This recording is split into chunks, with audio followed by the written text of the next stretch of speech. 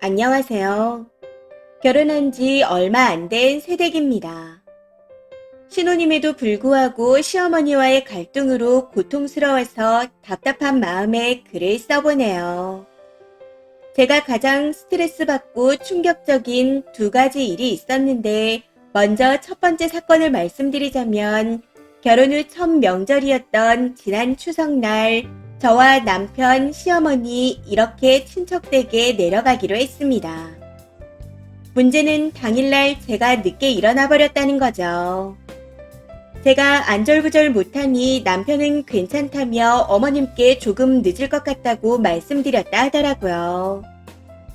그렇게 약속 시간보다 10분 정도 늦게 어머님 댁으로 출발했는데 중간에 남편에게 연락이 왔습니다. 어머님이 늦는다고 화를 내시는 것 같았는데 빨리 간다 하고 전화를 끊더라고요. 근데 또 바로 저한테 전화가 오는 겁니다.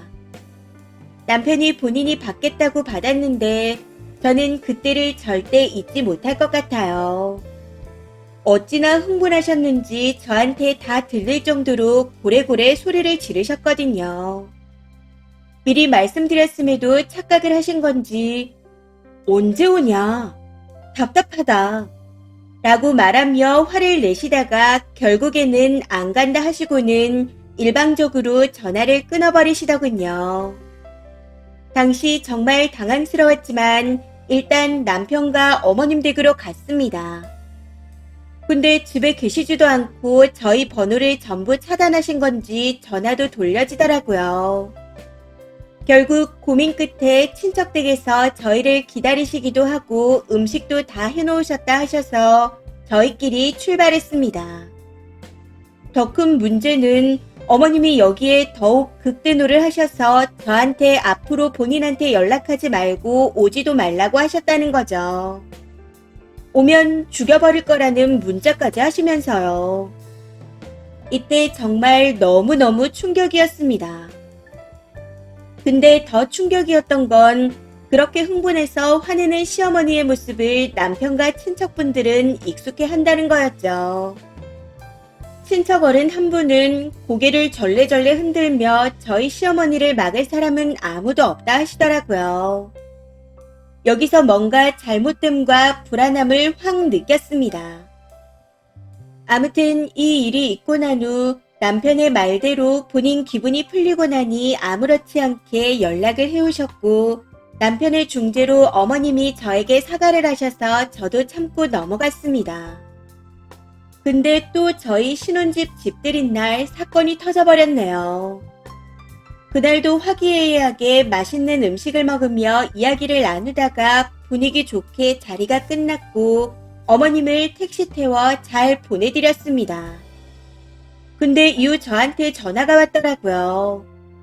어머님을 배웅할 때 남편만 택시 태워드리러 나가고 저는 현관까지 나갔거든요. 이 부분은 저도 실수했다 생각하지만 좀 황당한 건 어머님 본인께서 좋게 나오지 말라고 말씀하셨다는 겁니다. 그래놓고 왜 그렇게 화가 나신 건지 모르겠더라고요. 집에 가셔서 되새김질을 하신 걸까요? 아무튼 서운하다며 한 소리 하시기에 그러려니 하며 이해하고 좋게 죄송하다 했습니다. 근데 이후 문자는 너무 화가 나서 보낸 거니 지우라고 하시네요.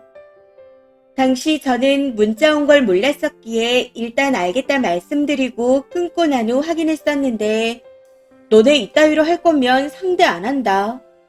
이런 내용이었습니다. 그걸 보는데 진짜 너무 화가 나더라고요.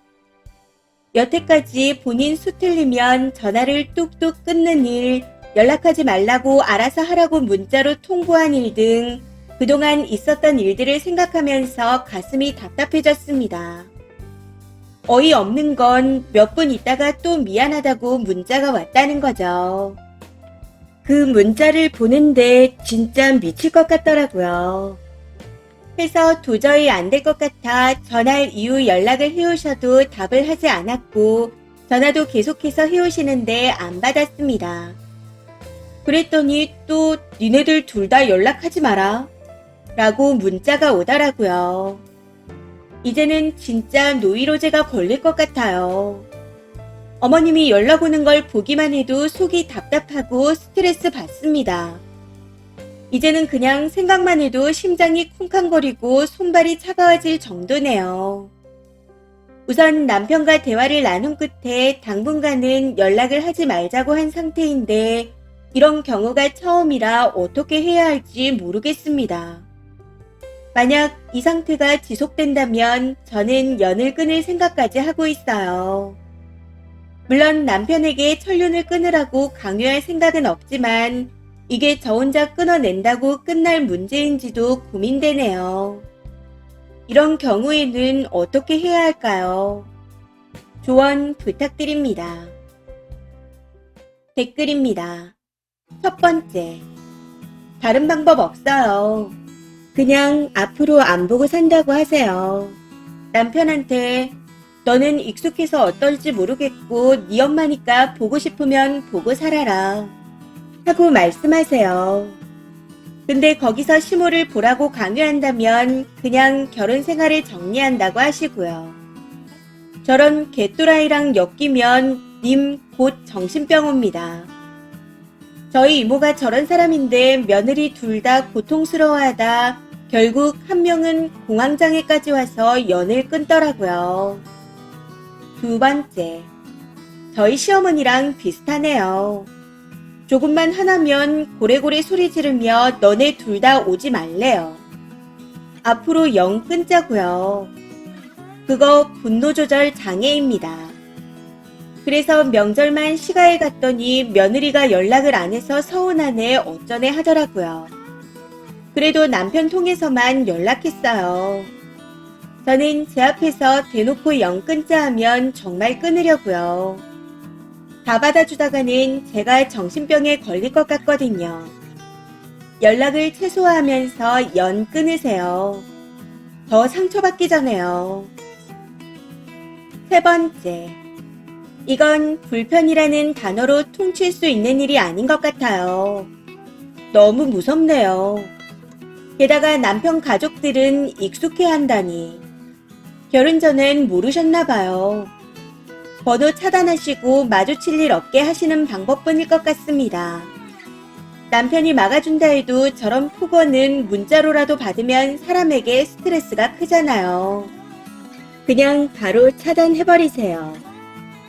네 번째, 좋은데요.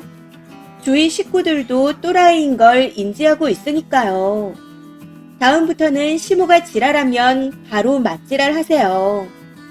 막대해도 어차피 화해하자 할 테고 그럼 또 화해하고 남편이랑 이혼할 거 아니면 지랄하면 같이 지랄하고 편하게 막대하면 될 것 같아요. 어차피 이래도 지랄 저래도 지랄입니다. 다섯 번째, 자기 모친이 어떤 사람인지 남편이 제일 잘 알 텐데 부끄럽고 미안한 거 없이 자기 엄마를 시모로써 대접받게 하려나 보네요. 친정에 가서 부모님께 말씀드리고 남편을 불러 어떻게 할 건지 물어봐요. 이 상태로 지속되면 님이 피폐해지고 멀쩡한 사람 정신병에 걸립니다. 시모가 저런 사람인 걸 알면 누가 결혼할까요? 이건 사기 결혼 수준입니다. 이번 사연은 여기까지입니다. 시청해주셔서 감사합니다.